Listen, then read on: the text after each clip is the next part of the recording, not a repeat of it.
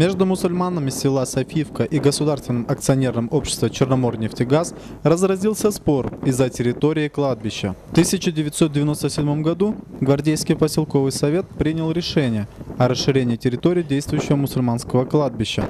Его расширили на полгектара. Спустя 11 лет ГАО «Черноморнефтегаз» начал предъявлять претензии к поселковому совету и мусульманское религиозное общение о вхождении кладбища в черту охранной зоны газопровода высокого давления. «Черноморнефтегаз» ссылается на требования строительных норм и правил, которые предполагают установление охранной зоны от ограждения ГРС 150 метров. Местные жители с такой постановкой вопроса не согласны.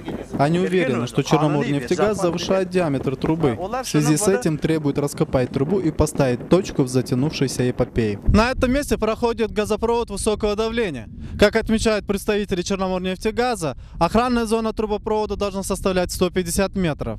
На эту территорию входят как христианские, так и мусульманские захоронения. Bu taraftan yüksek davleni gazoprovod geçiyor bu yaktan. Onun içinde bir yerde onun ahrani zonası olmak gerek 150 metre mezarlık olmayı diler. Bizler olarla davalaştık. Onlar bizlerge bir yere keşke gazoprovod trubanın diametrini toşunu aytmaylar. Onlar normatif boyunca bizlerden talep ederler.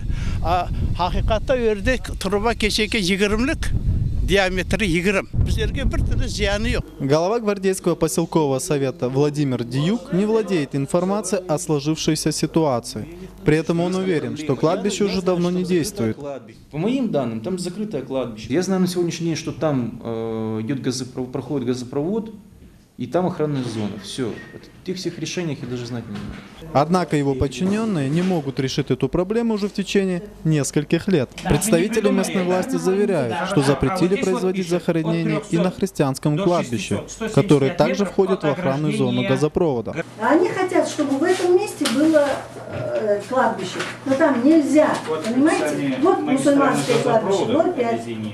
Однако, как видим, и на христианском кладбище продолжают хоронить. Местные жители задаются вопросом, как же быть с христианским кладбищем, где захоронения уже заняли порядка 70 метров охранной зоны газопровода. Кроме того, в районе 100 метров от ГРС расположен жилой дом, который почему-то Черноморнефтегазу не мешает. Если власти все же будут настаивать на закрытии кладбища, то мусульман придется хоронить в селе Красная Зорька, за 10 километров от Софиевки. Айдер Аджимамбетов, Дилявер Мемеджанов, пресс-служба Духовного управления мусульман Крыма.